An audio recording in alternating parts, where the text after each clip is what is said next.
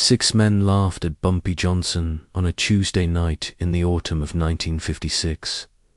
They laughed loudly, publicly, in front of witnesses, in a room where every man present understood exactly what kind of laughter it was and exactly what it meant. Not the nervous laughter of men who don't know what else to do in a difficult situation. Not the polite laughter of men trying to smooth over an awkward moment. The specific, deliberate laughter of men who have decided that the person they are laughing at is beneath consequence. The laughter of men who have calculated, with what they believed was sufficient accuracy, that nothing will happen to them because of it. By the following spring, all 6 of them were in the same truck. But to understand how that happened, you have to understand what the laughter was about. You have to go back further than Tuesday night. You have to go back to the specific chain of decisions and events and miscalculations that produced 6 men who would convince themselves that laughing at Bumpy Johnson was not just permissible but wise. Because no man arrives at that decision in a vacuum. It requires the accumulation of specific errors in judgment, specific misreadings of the situation, specific failures to understand what they were dealing with. And those failures, in this case, had been building for months before the Tuesday night that brought them all into the same room. Their names were Eddie Carmichael, Roy Desmond, Frank Ortega, Marcus Webb, Louis Dice, Peyton Oster, and a man everyone called the Greek, whose actual name was Stavros Angelopoulos, but who had been the Greek for so long that most of the people who knew him had forgotten the original. 6 men who had, between them, a combined 40 years in various criminal enterprises in New York City, enough experience to know how things worked, enough scar tissue to understand the consequences of certain kinds of mistakes, and apparently not enough of either to prevent them from making the specific mistake they made on that Tuesday night in the autumn of 1956. What they were laughing about was Bumpy Johnson's territory. Specifically, they were laughing about the idea that it was still his. Because in their reading of the situation, in their assessment of where the power lay and who held it and what was and was not contestable, Bumpy's claim on the operations he had built in Harlem was weaker than it had ever been. He had spent years in federal custody. The landscape had shifted while he was gone. New players had moved into spaces that had previously been his, and some of those new players had established themselves with enough depth that the simple fact of his return did not automatically displace them. The world was different from the one he had left, and in the reading of the 6 men who laughed that Tuesday night, he had not yet figured out how different. This reading was not entirely wrong. The world had changed. Bumpy had come back to a Harlem that was not the Harlem of 10 years earlier, and there were real questions about the degree to which his historical authority could be reasserted in a landscape that had reorganized itself around his absence. These were legitimate analytical observations. The error was not in making them. The error was in the conclusion they drew from them, which was that Bumpy Johnson's reduced position meant that they could do what they wanted in his territory without consequence. This was the specific miscalculation that would define everything that followed. The Tuesday night meeting had been called by Eddie Carmichael, who was the informal leader of the group in the specific way that such groups acquire informal leaders, not through any formal designation but through the gradual emergence of the person who talks most confidently, and whose confidence the others find it easier to follow than to contest. Carmichael was not stupid. He was, in fact, reasonably intelligent, with a good operational sense for the mechanics of the criminal enterprises he ran and a genuine talent for identifying opportunities that others had missed. What he lacked, what all 6 of them lacked, was the specific kind of wisdom that comes from having been genuinely wrong about something important, and having survived the consequences of that wrongness long enough to learn from it, they had been successful enough, consistently enough, that they had never been forced to develop the faculty of humility. The meeting was held in the back room of a bar on 131st Street, the kind of back room that had hosted 1,000 conversations of this type, that smelled of cigarette smoke and old wood, and the specific combination of alcohol and ambition that characterized most of the significant decisions made in rooms like this one. Carmichael had laid out his analysis of the Harlem situation with the practiced clarity of a man who has rehearsed his argument and believes it. He talked about the operations they had been gradually absorbing over the previous 18 months, about the pace at which that absorption had occurred and the absence of the kind of response from Bumpy that would have indicated he was paying attention. He talked about the specific operations that remained under Bumpy's direct control, and the degree to which that control had become nominal, maintained more by historical reputation than by active management. And then someone, it was never clear who, made a joke, a casual observation about what Bumpy would do if he found out what they had been doing in his territory. The observation was dismissive, the suggestion being that what Bumpy would do was nothing, because what could he do? And the laughter that followed was the laughter of men who found this suggestion not just plausible but funny. It lasted about 30 seconds. The specific sound of 6 men laughing at Bumpy Johnson in the back room of a bar on 131st Street in the autumn of 1956. 30 seconds, that, when they were over, had set in motion a sequence of events that none of them would find funny at all. What the 6 men did not know, on that Tuesday night, was that the back room of the bar on 131st Street was not as private as they believed it to be. The bartender, a man named Chester, who had worked at that bar for 11 years and who moved through his work, with the invisible competence of someone who had spent a decade learning to be not noticed, had been in Bumpy Johnson's network for 7 of those 11 years. Not as a significant intelligence asset, Chester was not a man of strategic importance. He was a man who heard things and passed them along because Bumpy had done something for him 7 years ago that Chester had not forgotten, and because passing along what he heard felt, to Chester, like the appropriate ongoing response to something that had not been forgotten. What Chester heard that night, and what he passed along the following morning through the specific channel that 7 years of this kind of relationship had developed, was not a detailed operational briefing. It was simpler than that. He told the person he called that 6 men had met in the back room, that the meeting had been about the Harlem operations, and that at some point all 6 of them had been laughing. He did not know what they had been laughing at. He didn't need to. The person he called understood enough from what Chester told him to understand that the information needed to go upward.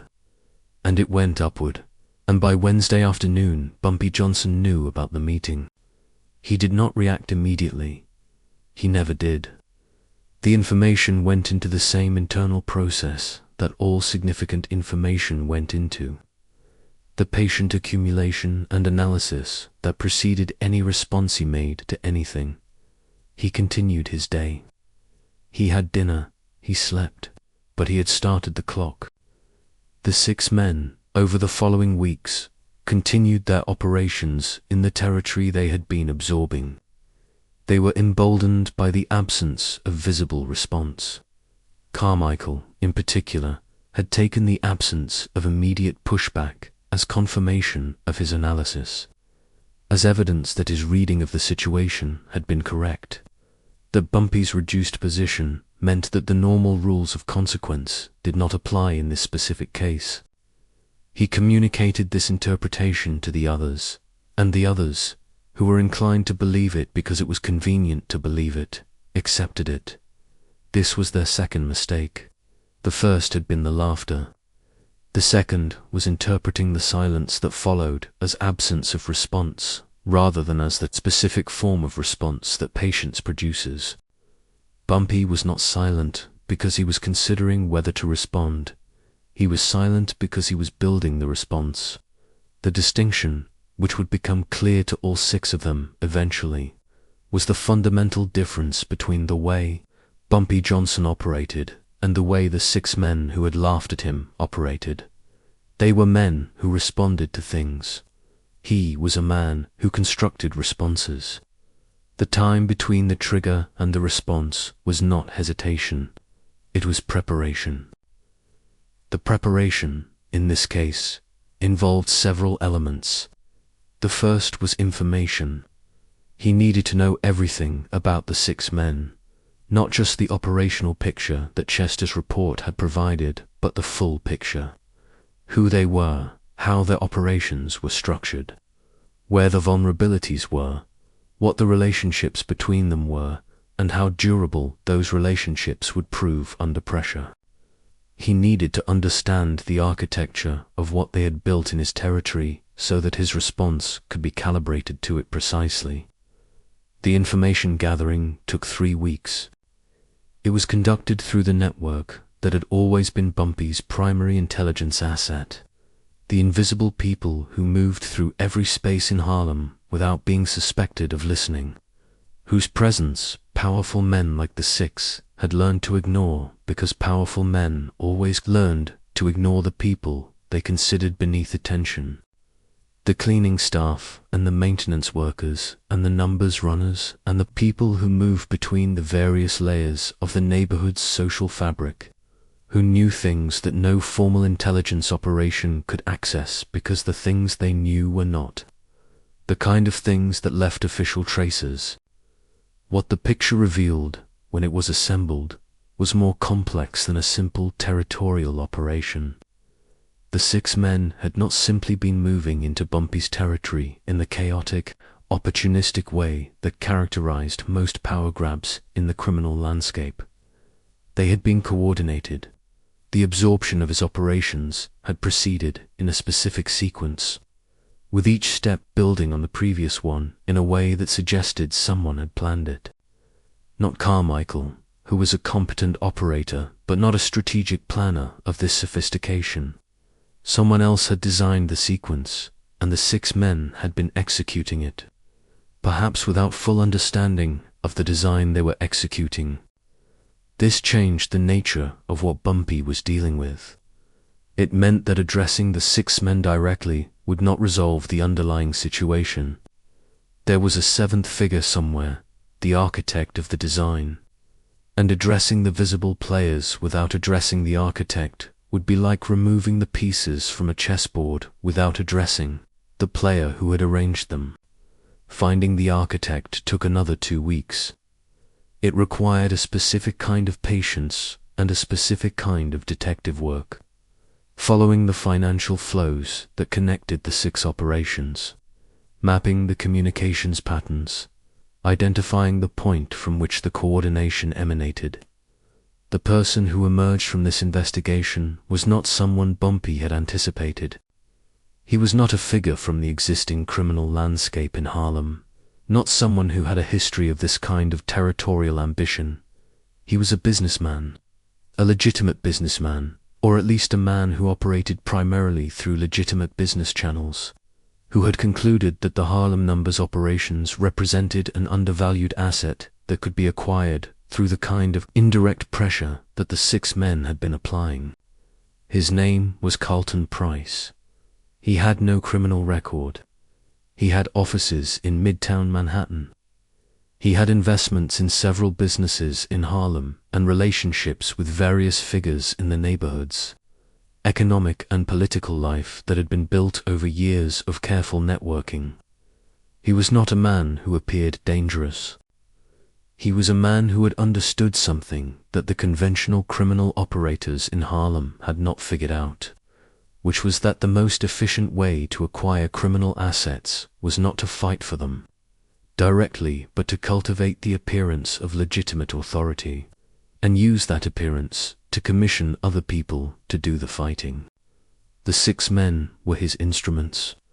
The laughter on Tuesday night had been their laughter, but the confidence behind it had been his, transmitted to them through the specific dynamic of a relationship in which he provided resources and direction and they provided the operational execution.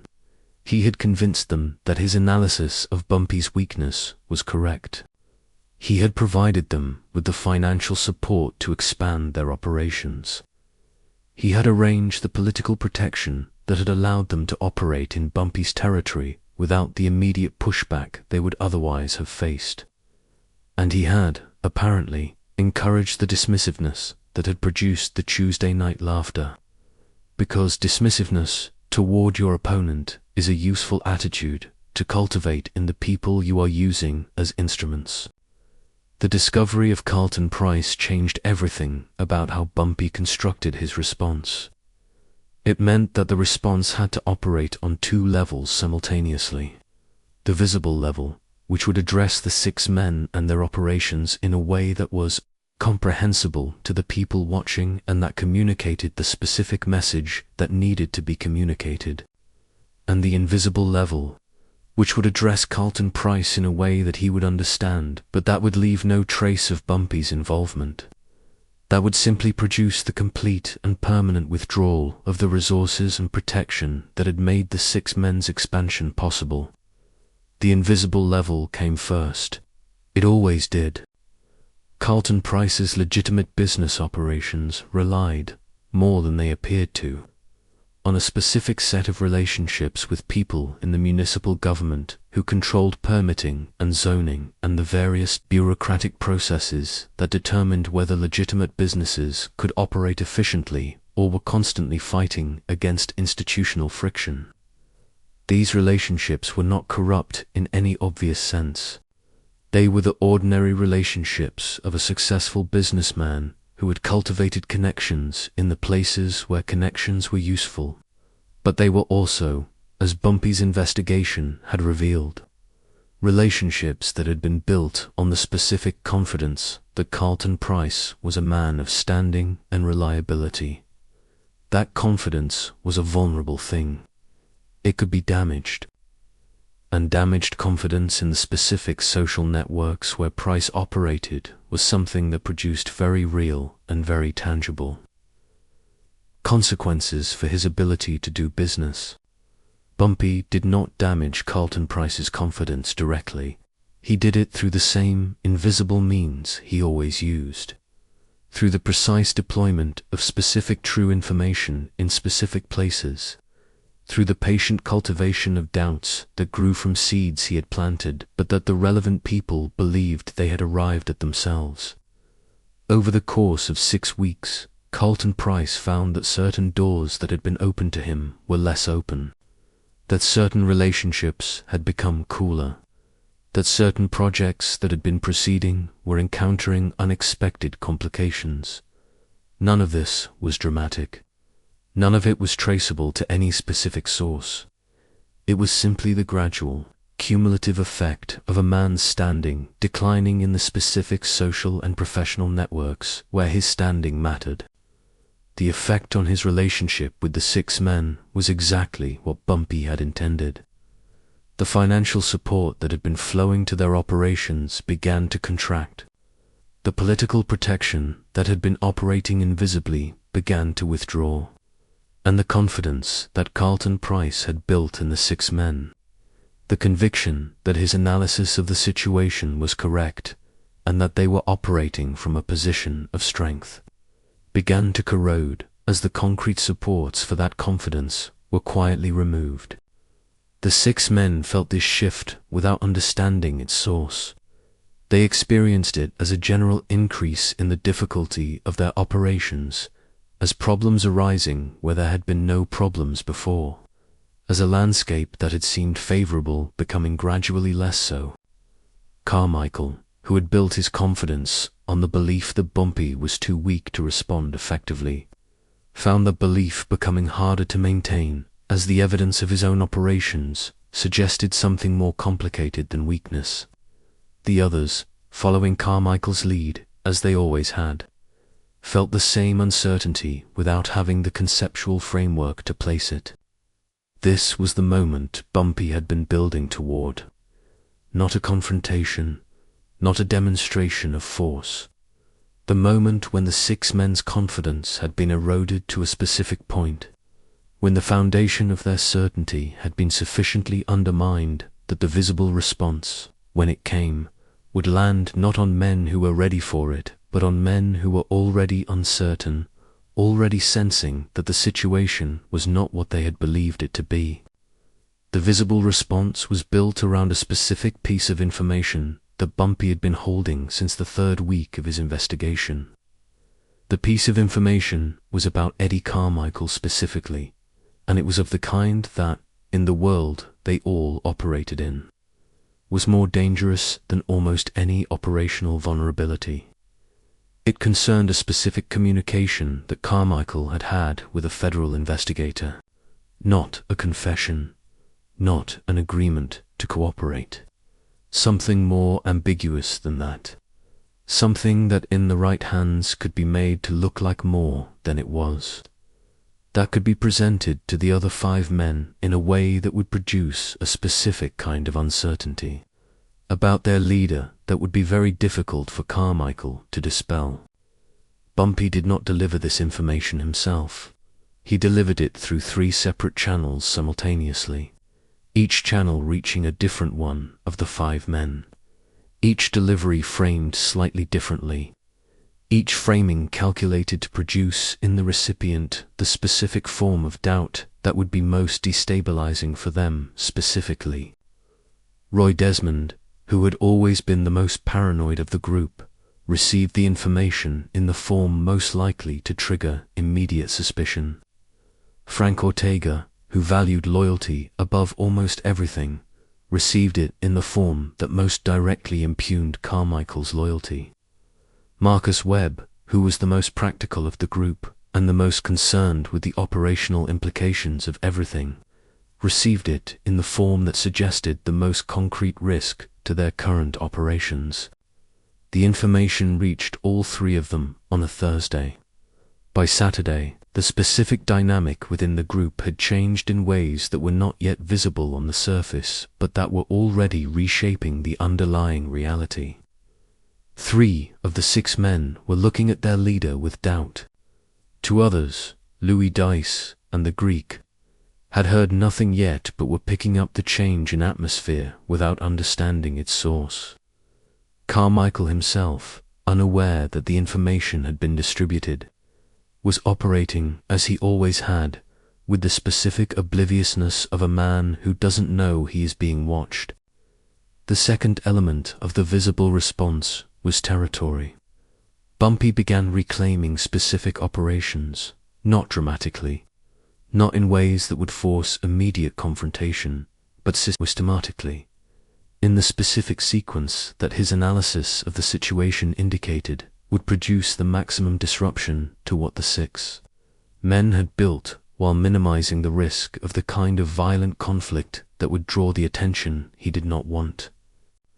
Certain collectors began redirecting their accounts. Certain protection arrangements were quietly renegotiated. Certain people who had been doing business with the 6 men found themselves offered better terms from other sources. This began to show in the 6 men's numbers. Operations that had been profitable were becoming less so. The territory they had absorbed was beginning to feel less solid, less theirs, and the doubt that had been seeded about Carmichael was beginning to affect the coordination that had made the group functional. It was at this point, about 8 weeks after the Tuesday night laughter, that Bumpy arranged the conversation that would define everything that followed. Not a confrontation, a conversation. He sent word to Eddie Carmichael that he would like to meet. The word was delivered through a channel that communicated its seriousness without communicating any threat. The channel was one of the older men in the Harlem criminal community, someone who had been around long enough to be trusted by everyone as a genuinely neutral party, whose message was simply that Bumpy Johnson would like to sit down with Eddie Carmichael, that the meeting would be private, and that it would be in everyone's interest to have it. Carmichael agreed to the meeting. His agreement was not, at this point, the confident agreement of a man who believed he was meeting from a position of strength.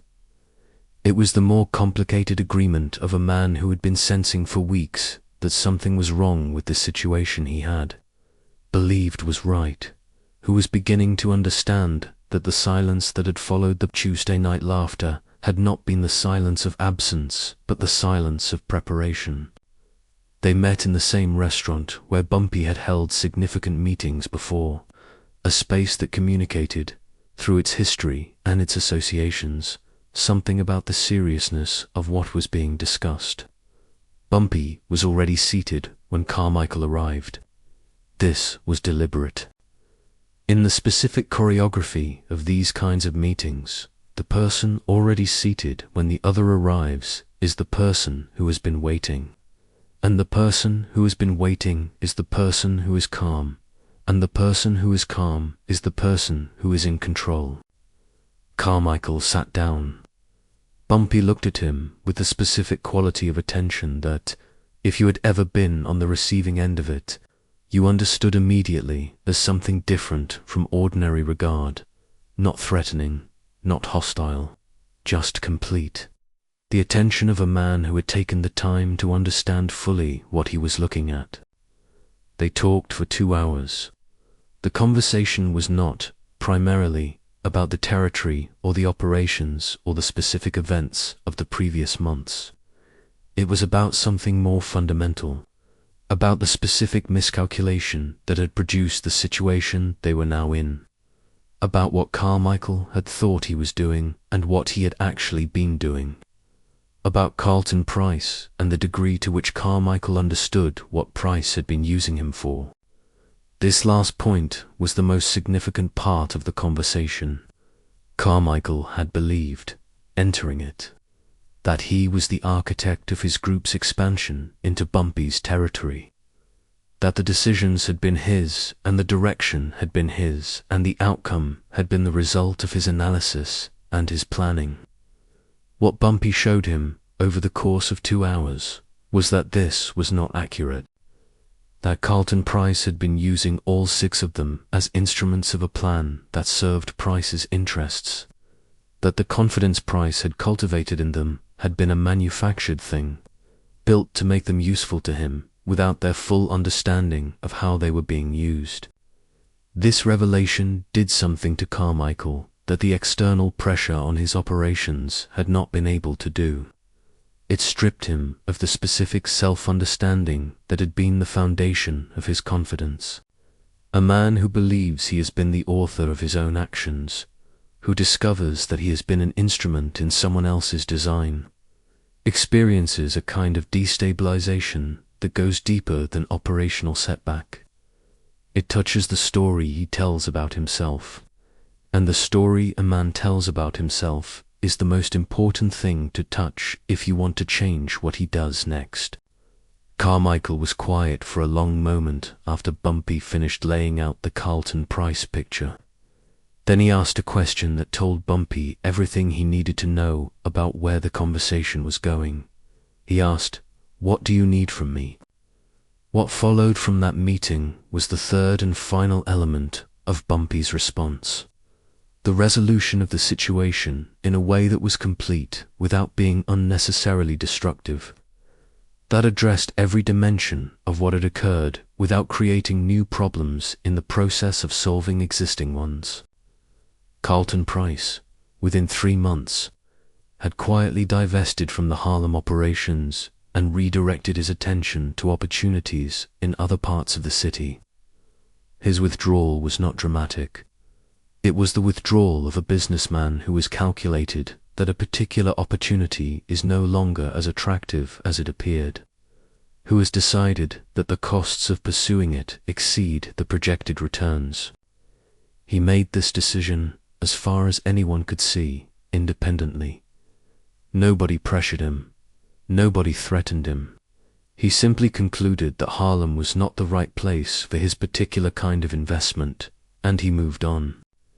The 6 men's operations returned to the pattern they had been in before the expansion began.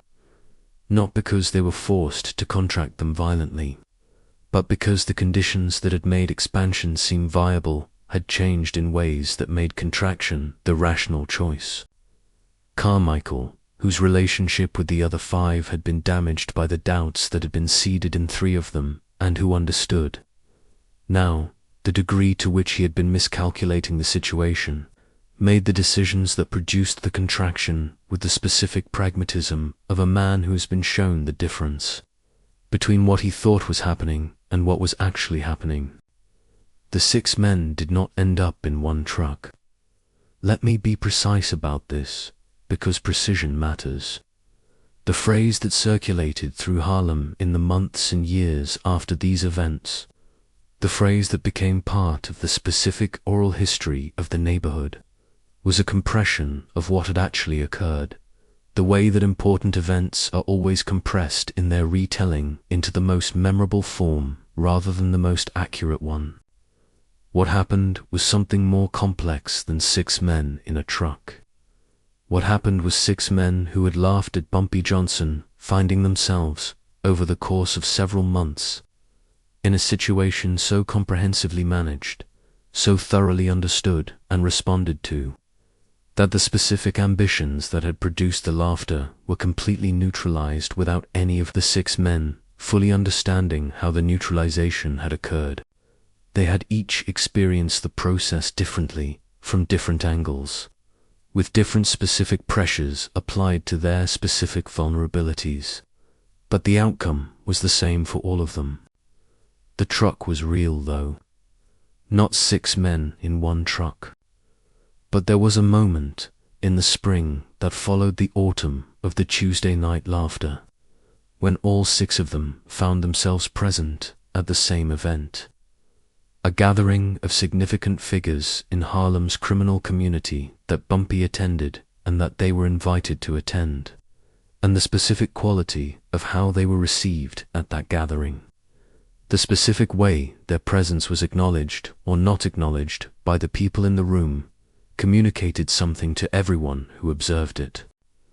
What it communicated was this: these were men who had made a specific mistake. The mistake had been addressed.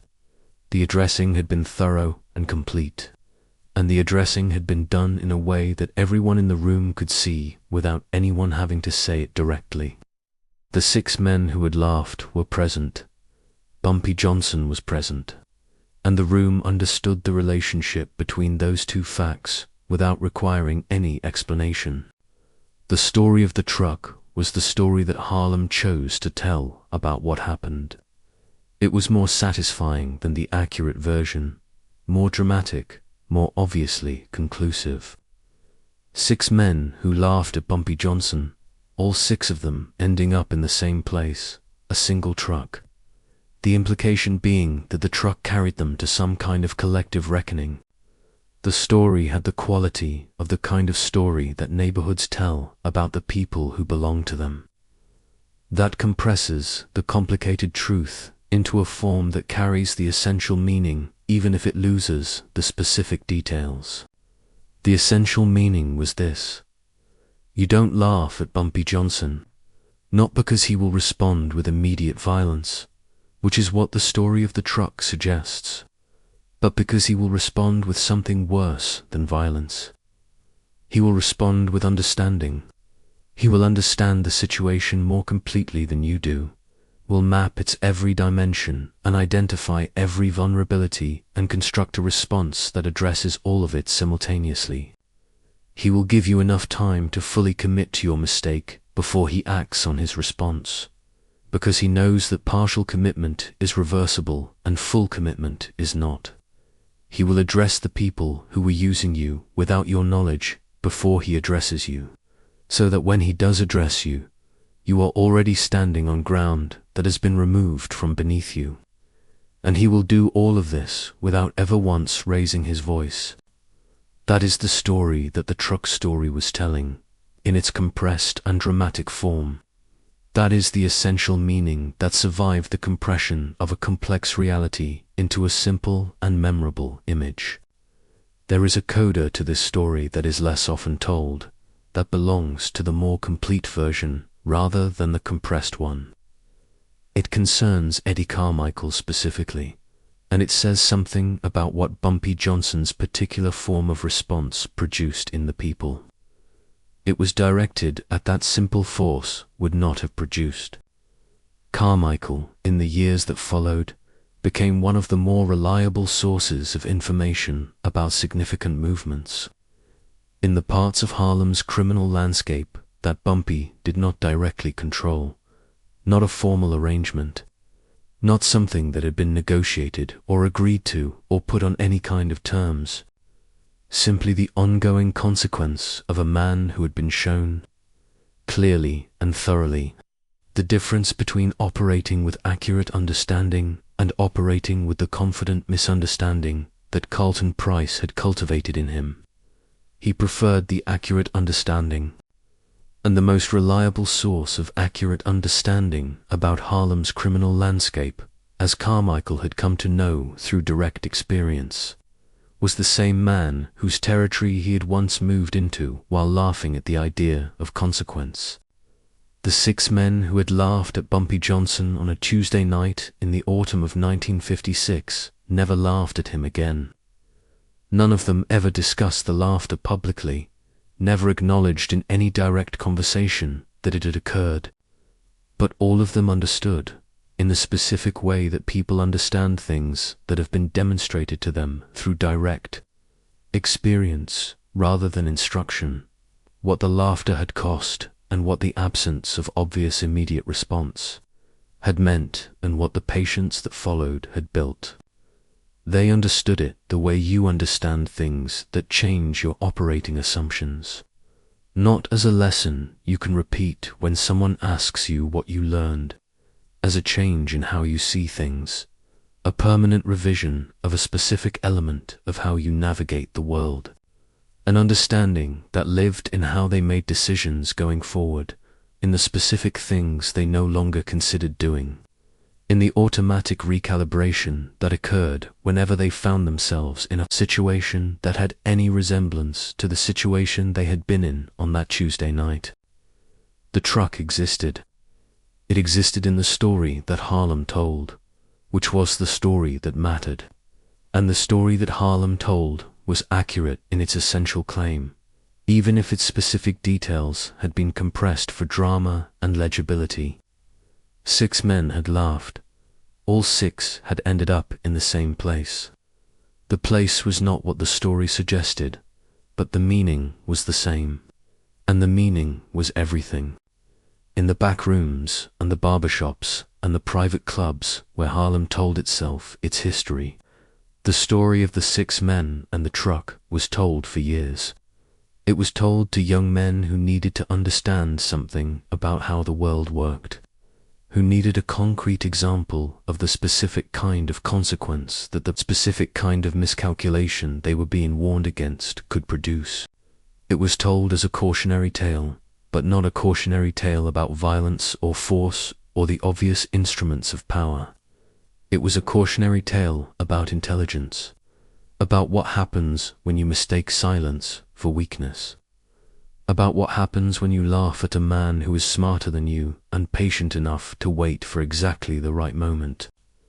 It was also, in the specific way that Harlem told its stories, a story about dignity, about what it meant for a man who had been publicly laughed at, who had been dismissed and mocked in a back room by 6 men who had convinced themselves he was no longer consequential, to produce a response so complete and so thorough that the laughter itself became the beginning of the process that ended all 6 of them. Not the ending of the laughter, which would have been small, the beginning of everything that came after it, which was not small at all. Bumpy Johnson heard about the laughter on a Wednesday morning, over coffee, from the person who had passed along Chester's report. He listened to the information with the complete attention he gave to everything significant. He asked 2 questions. He thanked the person who had brought him the information, and then he went about his day. That was the beginning. The truck, in whatever form the truck actually took, was the end. And between the beginning and the end, there was Bumpy Johnson building the most complete possible response to a Tuesday night's laughter, with the patience and the intelligence and the absolute refusal to be hurried that made him the specific understanding of the people who knew him best, the most dangerous man in Harlem. Not because he would hurt you quickly, because he would understand you completely, and complete understanding in his hands was something that no amount of confidence or preparation or resources could protect you against. 6 men laughed at Bumpy Johnson. The laughter lasted 30 seconds. The response lasted 6 months. And when the response was over, all 6 of them understood something they had not understood before, something they would carry for the rest of their lives, that would live in every significant decision they made, in every situation where they might have been tempted to make the specific error they had made on that Tuesday night. You don't laugh at Bumpy Johnson, not because it isn't allowed, because it doesn't work, because the man you're laughing at is already 3 months ahead of you, and by the time the laughter stops, he's already decided everything that's going to happen next.